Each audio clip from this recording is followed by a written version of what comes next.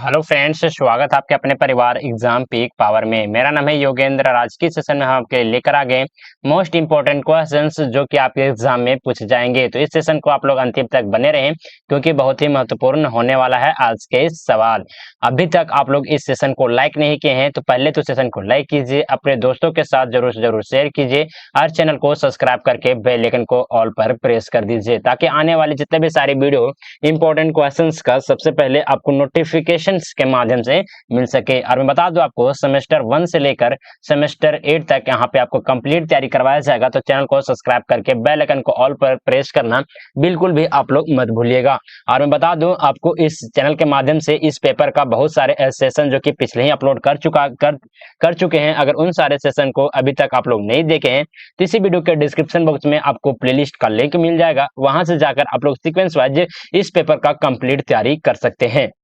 और जो भी स्टूडेंट को अगर पेड पीडीएफ चाहिए तो आप लोग इस नंबर पे कांटेक्ट कर सकते हैं जो कि नंबर है 9430702606। आप लोग इस नंबर पे व्हाट्सएप मैसेज के जरिए हमसे कांटेक्ट कर सकते हैं, समझे ना। आप लोग इस नंबर पे कांटेक्ट कीजिए, कोई भी डाउट वगैरह होता है। साथ ही साथ अगर आपको पेड पीडीएफ भी परचेज करने का प्रयास कीजिए क्योंकि बहुत ही नॉमिनल फी में आपको प्रोवाइड करवा दिया जाएगा। और ये नंबर पे आप लोग अपना डाउट वगैरह भी मैसेज कर सकते हैं। और साथ ही साथ आपको व्हाट्सएप ग्रुप में भी ज्वाइन करना होगा तो इस नंबर पे आप लोग मैसेज कर सकते हैं। तो चलिए सेशन को स्टार्ट करते हैं। और स्टार्ट करने से पहले बता दूं कि जो भी स्टूडेंट टेलीग्राम चैनल को ज्वाइन नहीं किए हैं तो टेलीग्राम चैनल को भी ज्वाइन कर लीजिए। वहां पे क्लास रिलेटेड एग्जाम से रिलेटेड सारे के सारे अपडेट दिए जाते हैं। टेलीग्राम चैनल का लिंक आपको इसी वीडियो के डिस्क्रिप्शन बॉक्स में सबसे लास्ट में मिल जाएगा। तो चलिए स्टार्ट करते हैं। देखिए क्वेश्चन में क्या पूछा जा रहा है। तो भारत में सांस्कृतिक एकता और एवं विविधता को लिखिए। जो भारत में सांस्कृतिक एकता है और विविधता है तो इसके बारे में लिखना है, यानी कि इसके बारे में बतलाना है। बहुत ही महत्वपूर्ण सवाल हो जाता है। तो चलिए इसका आंसर हम लोग देखते हैं और बहुत ही इंपॉर्टेंट है, समझे। और आप लोग प्रयास कीजिएगा किसी तरह से पॉइंट बना कर ही उत्तर लिखे अपने आंसर शीट में भी, ताकि जो आपका नंबर कटने का संभावना है वो बिल्कुल भी ना रहे। हम लोग लिखेंगे भारत में सांस्कृतिक एकता एवं विविधता। भारत एक यह द्वितीय देश है। भारत के जैसा कोई और देश नहीं है, यानी कि उसी को कहा जाता है यह द्वितीय देश, जहां विभिन्न संस्कृतियां, भाषाएं, धर्म और परंपराएं सह अस्तित्व में है, जो कि स्टेबिलिटी में है। कौन कौन से? तो भारत की जो यहाँ पे संस्कृतियां हैं, अलग अलग संस्कृतियां हैं, अलग अलग भाषा बोलने वाले लोग रहते हैं, अलग अलग धर्म मानने वाले लोग रहते हैं, अलग अलग पारंपरिक जो लोग यहाँ पर रहते हैं, जो कि स्टेबल रूप से यानी कि सह अस्तित्व में रहते हैं। यह विविधता भारत की क्या है? तो भारत की एक पहचान है और इसकी सांस्कृतिक समृद्धि को दर्शाती है। साथ ही भारत में सांस्कृतिक एकता की भावना भी बहुत मजबूत है। इस विविधता को जोड़ने का काम करती है। यहाँ हम भारत की सांस्कृतिक एकता और विविधता पर विचार से चर्चा करेंगे। तो सबसे पहले हम लोग देखेंगे सांस्कृतिक विविधता, यानी कि कल्चरल डाइवर्सिटी। इसमें आ जाता है सबसे पहले भाषाई विविधता। भाषाई विविधता कहने का मतलब है, इसका फर्स्ट पॉइंट आ जाता है, इसी का सब पॉइंट है संवैधानिक भाषाएं। संवैधानिक भाषाएं कितने हैं? तो भारत में 22 आधिकारिक भाषाएं हैं। कितने भारत में कितने संवैधानिक भाषाएं हैं या फिर आधिकारिक भाषाएं माने जाते हैं? तो 22। आप लोग ध्यान में रखिएगा। बोलिया और उपभाषाएं, यानी कि कौन कौन से यहाँ पे भाषा में, मतलब किस किस भाषा में बोला जाता है और कौन कौन से यहाँ पे उपभाषाएं हैं, कितने हैं? तो 1600 से अधिक भाषाएं और बोलियां बोली जाती है। प्रमुख भाषाएं हैं कौन कौन से? हिंदी, बंगाली, तेलुगु, मराठी, तमिल, उर्दू, गुजराती, मलयालम, कन्नड़ और पंजाबी, जो कि ये प्रमुख भाषा है। आप इन सारे भाषा का भी नाम आप लोग मेंशन कर दीजिएगा अपने आंसर शीट में, तो आपका जो नंबर है ना बहुत ही अच्छा आपका स्कोरिंग होगा, समझे। चलिए आगे आते हैं धार्मिक विविधता। धार्मिक विविधता कहने का मतलब है कि यहाँ पे कौन कौन से धर्म वाले लोग रहते हैं। तो भारत में विभिन्न धर्मों का गृह है, यानी कि बहुत सारे यहाँ पे धर्म का यहाँ पे आवास है, जिसमें से कौन कौन से हैं? तो हिंदू है, मुस्लिम है, सिख है, ईसाई है, बौद्ध, जैन और पारसी, जो कि यहाँ की कौन से हैं? तो प्रमुख धर्म है भारत के। चलिए आगे आते हैं धार्मिक स्थल। यहाँ अयोध्या, वाराणसी, हरिद्वार, अजमेर शरीफ, नेक्स्ट माता अमृतसर का स्वर्ण मंदिर। नेक्स्ट में आता है गोवा के चर्च जैसे प्रमुख यहाँ पे कौन से हैं, तो धार्मिक स्थल हैं। आप लोग के दिमाग में कोई और धार्मिक स्थल यहाँ पे आता है तो उन सारे धार्मिक स्थल का नाम भी आप लोग यहाँ पे मेंशन कर सकते हैं। जो जो यहाँ पे प्रमुख हैं उन सारे धार्मिक स्थलों का नाम यहाँ पे हम लोग मेंशन कर दिए हैं। चलिए आगे आते हैं, नेक्स्ट पॉइंट में आता है पॉइंट नंबर 3 में हम लोग देखेंगे जातीय विविधता। जातीय विविधता कहने का मतलब है कि जातीय समूह, भारत में अनेक जातीय समूह है जैसे और जातियां हैं। कहने का मतलब कि भारत में अलग अलग बहुत सारे यहाँ पे जातीय समूह हैं और जातियां हैं जिनमें जिनमें से प्रत्येक की अपनी का है तो अनूठी सांस्कृतिक पहचान है। चलिए आगे आते हैं, नेक्स्ट में आता है जनजातियां। जनजातियां इसमें हम लोग देखेंगे प्रमुख जनजातियां यहाँ पे कौन कौन से हैं, तो गोंड है, भील है, संथाल है, मीना है, मीना और नागा शामिल है। कौन कौन से आप लोग यहाँ पे जनजातियों का नाम आप लोग याद रख लीजिएगा, थोड़ा सा आपके लिए टफ हो सकता है लेकिन आप लोग जनजाति का नाम भी मेंशन कर दीजिएगा तो बहुत ही बेहतर रहेगा। तो गोंड है, समझे ना, गोंड है, भील है, संथाल है, मीना है और नागा है। इन सारे कौन से हैं, तो ये जनजातियां हैं जो कि भारत में पाए जाते हैं, यानी कि अलग अलग यहाँ पे जनजातियां देखने को मिलते हैं।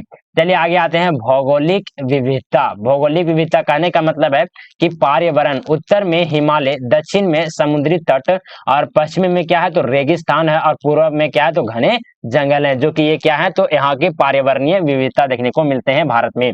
चलिए आगे आते हैं, नेक्स्ट में आता है जलवायु। विविध जलवायु क्षेत्र के कारण विभिन्न प्रकार की फसलें और जीवन शैली विकसित हुई है। कहने का मतलब है कि जिस प्रकार से जहाँ के जलवायु जिस प्रकार की होती है भारत में, उस प्रकार के वहां पे फसलें उत्पादन किए जाते हैं और वहां की जो जीवन शैली उसी प्रकार की विकसित होती है। चलिए आगे आते हैं, नेक्स्ट पॉइंट में हम देखेंगे पॉइंट नंबर 5 में पारंपरिक और लोक कलाएं, जिसमें आता है नृत्य। भारतनाट्यम, कथक, कुचिपुड़ी, ओडिसी, कथकली और मणिपुरी जैसे नृत्य यहाँ पे देखने को मिलते हैं। चलिए आते हैं संगीत। कौन कौन से संगीत हैं, तो हिंदुस्तानी और कर्नाटक संगीत यहाँ पे देखने को मिलते हैं। चलिए आते हैं शिल्प। राजस्थान के ब्लू पटारी, बंगाल के तांबे के बर्तन और कश्मीर में पश्मीना शाल जो कि यहाँ पे क्या है तो यहाँ के भारत की शिल्प है। चलिए आगे आते हैं, नेक्स्ट पॉइंट में आते हैं खान पान से किस प्रकार से यहाँ पे विविधता देखने को मिलता है भारत में, तो उसे भी चलिए हम लोग देखेंगे। जिसमें आता है विविध व्यंजन। भारत का सरसों का साग पंजाब का सरसों का साग, नेक्स्ट में आता है मक्के की रोटी, बंगाल का माछ भात, नेक्स्ट में आता है दक्षिण भारत में क्या है तो इडली डोसा, गुजरात का ढोकला और महाराष्ट्र का क्या है तो वड़ा पाव। आप लोग इन सारे क्या है तो इन सारे जो खान पान है इसे भी आप लोग मेंशन कर लीजिएगा। चलिए आते हैं जो कि सेकेंड पॉइंट में हम लोग आज देखेंगे सांस्कृतिक एकता यानी कि कल्चरल यूनिटी के बारे में हम लोग देखते हैं। जिसमें से फर्स्ट में आता है राष्ट्रीय प्रतीक यानी सभी धर्मों के लिए, सभी जितने भी संस्कृति के लोग हैं तो सभी के लिए एक है, एक राष्ट्र यानी कि एक राष्ट्रीय प्रतीक।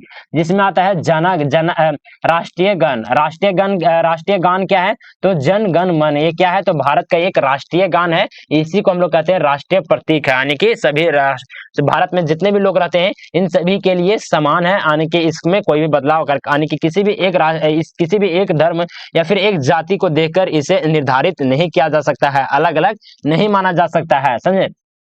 जिसमें से आता है नेक्स्ट में हम लोग देखेंगे राष्ट्रीय ध्वज तिरंगा, राष्ट्रीय गीत क्या है तो वंदे मातरम है, राष्ट्रीय प्रतीक क्या है तो अशोक चक्र है। तो आप लोग इन सारे पॉइंट को आप लोग ध्यान में रखिएगा।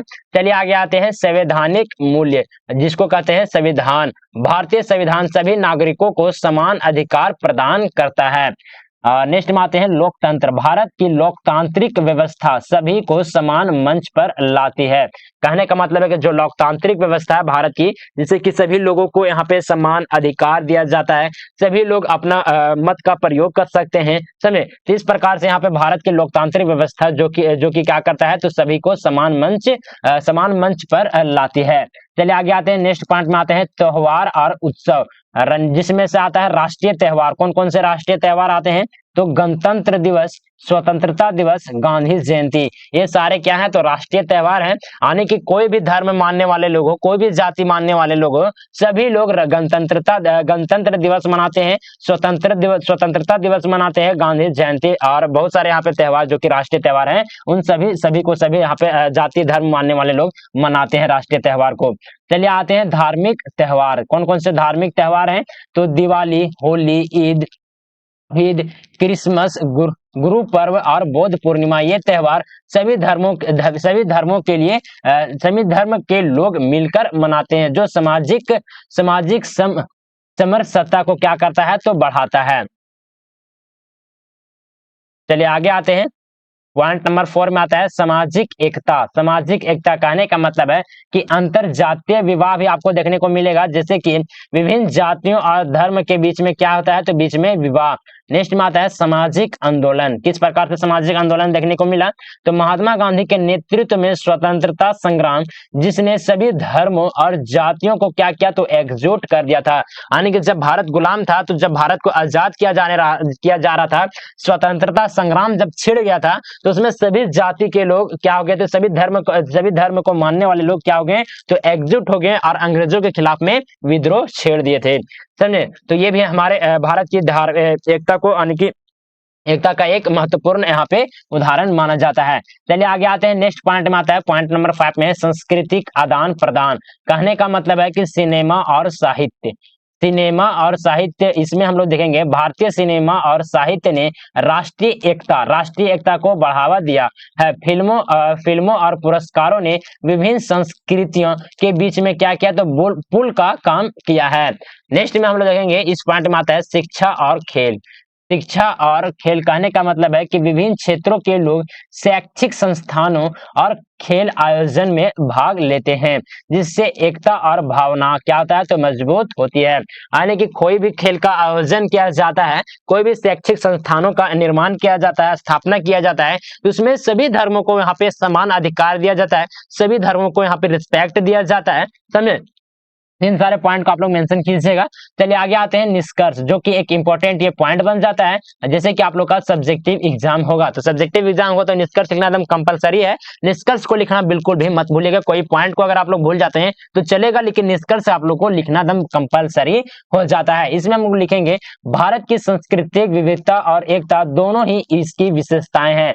क्या है तो भारत की जो सांस्कृतिक विविधता है और एकता है, जो कि क्या है तो भारत की एक प्रमुख विशेषता देखने को मिलता है। यहाँ की विविधता इसकी सांस्कृतिक धरोहर को समृद्ध करती है, जबकि एकता की भावना इसे एक मजबूत और अखंड राष्ट्र बनाती है। भारतीय समाज में विविधता में एकता की भावना न केवल राष्ट्रीय अखंडता को बढ़ावा देती है, बल्कि सामाजिक समरसता और सांस्कृतिक समृद्धि को भी प्रोत्साहित करती है। इस प्रकार भारत एक जीवित उदाहरण है, जो कि कैसे विविधता और एकता एक साथ सह अस्तित्व में रहते हैं।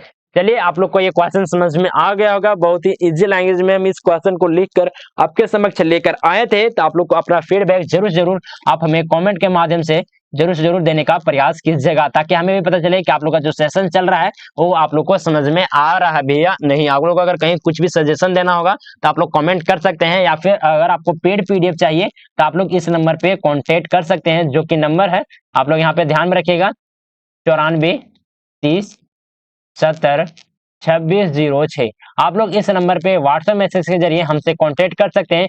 कोई भी डॉट वगैरह होता है तो आप लोग इस नंबर पे मैसेज कीजिए, कोई भी डॉट होता है, या साथ ही साथ अगर पेड पीडीएफ अगर चाहते हैं तो इस नंबर पे मैसेज कर सकते हैं। और साथ ही साथ आपको व्हाट्सएप ग्रुप में भी ज्वाइन करने का जो कि लिंक आपको प्रोवाइड करवा दिया जाता है। और इसके बाद बहुत सारे इंपॉर्टेंट क्वेश्चन का सेशन आएगा, तो आप लोग इस चैनल को सब्सक्राइब करना बिल्कुल भी मत भूलिएगा। ताकि जो भी इंपॉर्टेंट क्वेश्चन है आपके इस पेपर का तो आपको नोटिफिकेशन के माध्यम से भी सूचित हो जाए। और साथ ही साथ आप लोग प्लेलिस्ट में भी जाकर विजिट कर लीजिएगा। इसी वीडियो के डिस्क्रिप्शन बॉक्स में प्लेलिस्ट का लिंक दिया हुआ है, वहां से जाकर विजिट कीजिए। आपको वहां पे कंप्लीट सेशन आपको सीक्वेंस वाइज में दिखाई दे देगा एक ही पेपर का, समझे। तो आपको इधर उधर भटकने की जरूरत नहीं पड़ेगा, आपको कंप्लीट तैयारी उस प्लेलिस्ट से हो जाएगा। तो प्लेलिस्ट में भी जाकर विजिट कीजिए और चैनल को सब्सक्राइब करना बिल्कुल भी मत भूलिएगा, क्योंकि आपको वहां पे यहाँ पे सेमेस्टर 1 से लेकर सेमेस्टर 8 तक यहाँ पे सभी पेपर का कंप्लीट तैयारी करवाया जाएगा। तो चैनल को जरूर सब्सक्राइब करके बेल आइकन को ऑल पर प्रेस कर ले, समझे। और सेशन को लाइक करना तो तुम बिल्कुल भी मत भूलिएगा। सेशन को लाइक कीजिए, अपने दोस्तों के साथ शेयर कीजिए, क्योंकि बहुत ही मेहनत लगता है इस तरह का कंटेंट आपके समक्ष में लाने के लिए। तो सेशन को ज्यादा से ज्यादा शेयर कीजिए, लाइक कीजिए, समझे। तो चलिए सेशन को यहीं पे एंड अप करते हैं, मिलते हैं आप लोग से एक नए सेशन में। तब तक के लिए जय हिंद, वंदे मातरम।